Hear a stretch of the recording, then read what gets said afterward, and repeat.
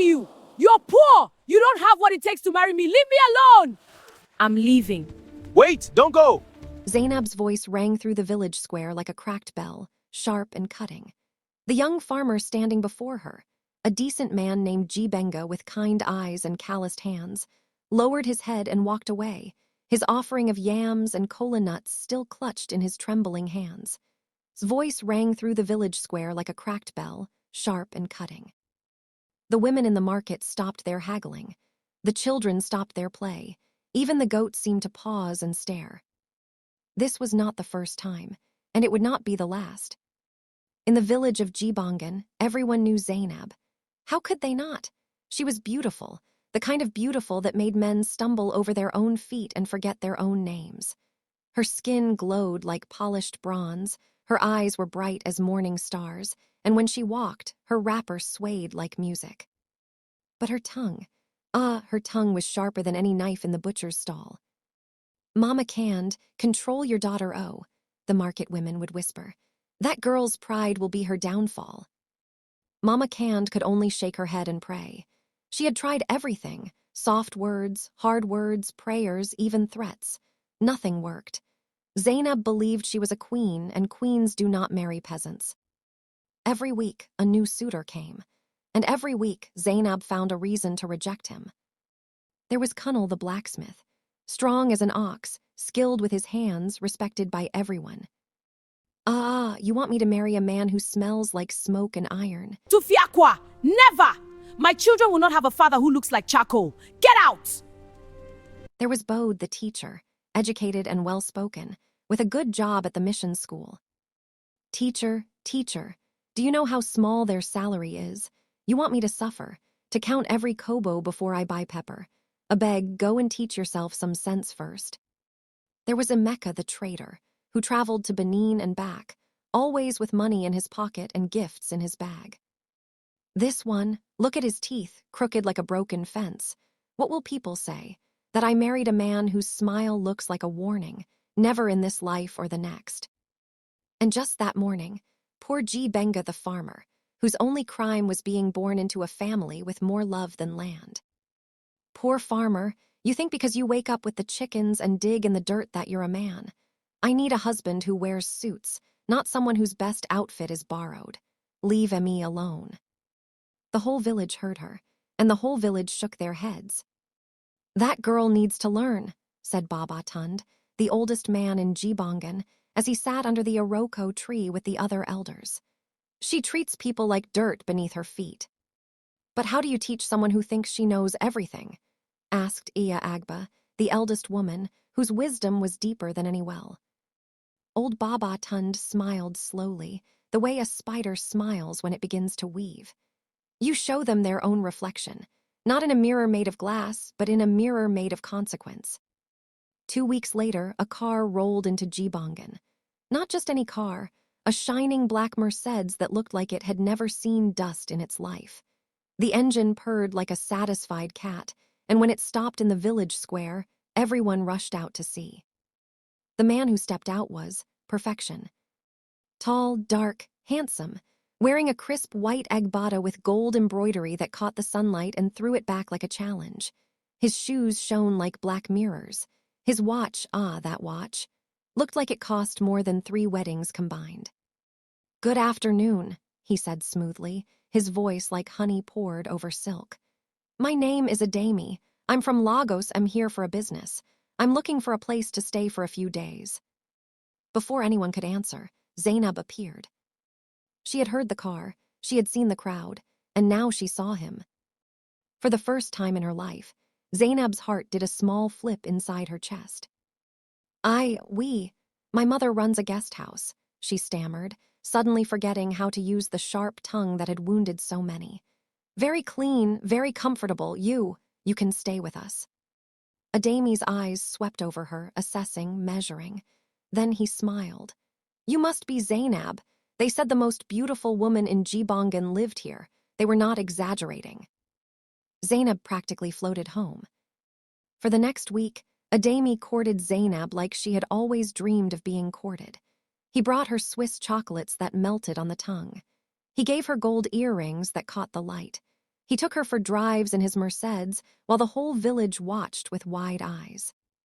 "You see," Zainab said to her mother, preening like a peacock, "this is the kind of man I deserve, not some dusty farmer or smoke-covered blacksmith, a real man." Mama Cand watched her daughter with sad eyes. "My child, gold that glitters too brightly sometimes blinds the eyes." "Mama, you're just jealous that your own husband was ordinary.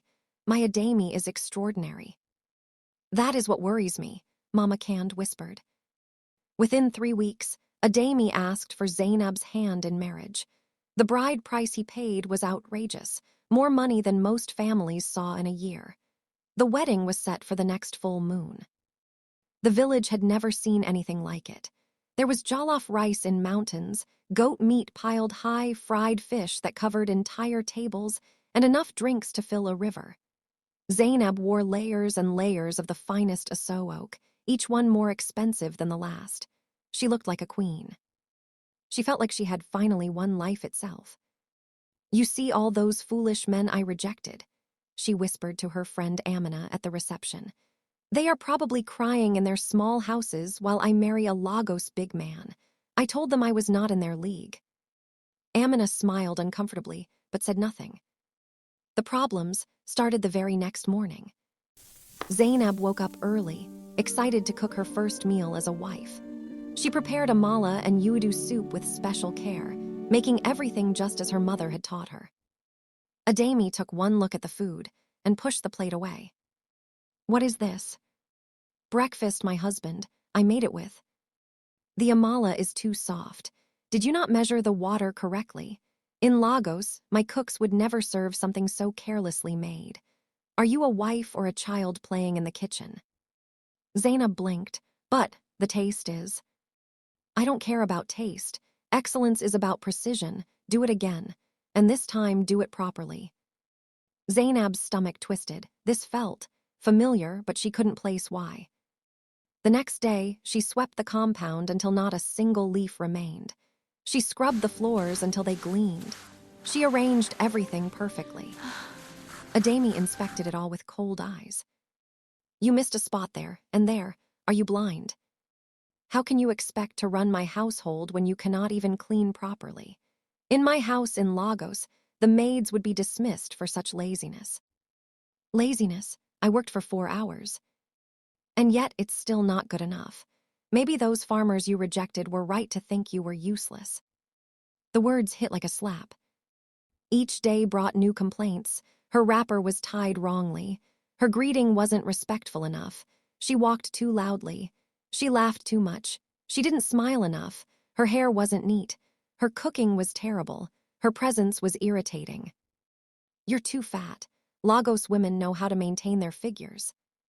"You're too thin now. Are you trying to embarrass me?" "You talk too much. A proper wife knows when to be silent." "Why are you so quiet? Do you have nothing intelligent to say?" Nothing Zainab did was right. Nothing she was enough. She stopped sleeping well. She stopped eating.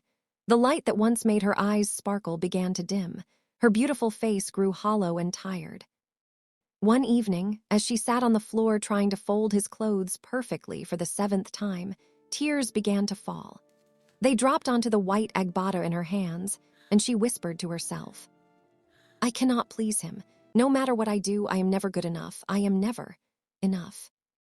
And then, like lightning splitting a dark sky, a memory struck her. "You're poor. You don't have what it takes to marry me. Leave me alone." Her own voice, her own words. Spoken to Jibenga, to Kunal, to Bode, to Emeka, to dozens of good men whose only crime was not being perfect. "Your teeth are crooked like a broken fence. You smell like smoke and iron. You want me to count kobo before I buy pepper." Her own cruelty, echoing back to her from the walls of her memory. "Oh God," she whispered, her whole body beginning to shake. "Oh God, what have I done?" The next morning, Mama Cand came to visit. She found her daughter moving like a ghost, eyes empty, spirit broken. "Mama," Zainab said softly, "I finally understand." "Understand what, my child?" "How I made others feel." Before Mama Cand could respond, Adeyemi walked into the compound. But this time, something was different. He moved differently, stood differently. And then, right before their eyes, he began to transform. He removed the expensive agbada. Underneath were simple farmer's clothes. He rubbed his face, and the smooth perfection gave way to honest, weathered skin. He was still handsome, but now he looked real. Human. Imperfect. Familiar. "Do you know me?" he asked quietly. Zainab stared. Her mouth opened, closed, opened again. "Benga," she whispered. "Yes." The poor farmer. The one she had screamed at in the village square. The one she had humiliated in front of everyone. "This marriage was not real," Benga said gently. "The elders planned it. I agreed. Every harsh word I spoke to you, every impossible standard, every moment I made you feel worthless. These were your own words, Zainab, your own standards, your own cruelty. I simply gave them back to you." Zainab's knees buckled, and she collapsed to the ground, sobbing. "The wedding was ceremonial only. It is dissolved. You are free." He picked up a small bundle, his real belongings, and turned to leave. At the gate, he paused. "I don't hate you, Zainab, but I could never marry someone who thought love came with a checklist. You wanted perfection. I showed you what it feels like when someone demands it from you." His voice softened. "I hope you find what you're really looking for, but first, you must learn to see people, not problems." And he walked away, back to his small farm, back to his simple life, back to his honest, imperfect, beautiful existence. Zainab stayed on the ground for a long time. The shame was almost too heavy to bear. But beneath the shame, something else grew, understanding. "Mama," she finally said, "I need to change." "Yes, my daughter, you do." "Will they ever forgive me?" "That is not for me to say. But forgiveness begins with becoming someone worthy of it." The change was slow, painful, real. Zainab apologized to every person she had hurt, not with excuses, but with genuine remorse. Some accepted, some didn't. She learned to live with both. She worked in the market humbly. She spoke kindly. She helped without being asked. And slowly, very slowly, she learned to see people as they truly were, imperfect, struggling, worthy humans just like herself. One day, months later, she saw Benga in the market. Their eyes met. He nodded not coldly, not warmly, just acknowledgement. She nodded back. And that was enough. This is the story of Zainab and the mirror of pride. Remember, the way you treat others today is the way life will treat you tomorrow. Pride makes you blind. Humility helps you see. And true love doesn't come in a perfect package. It comes in honest hearts, calloused hands, and crooked smiles that are real. The words you throw at others like stones. One day, those stones will build a wall around your own heart. Choose kindness. Choose humility. Choose to see people, not their imperfections. The story is told. May we all learn from it.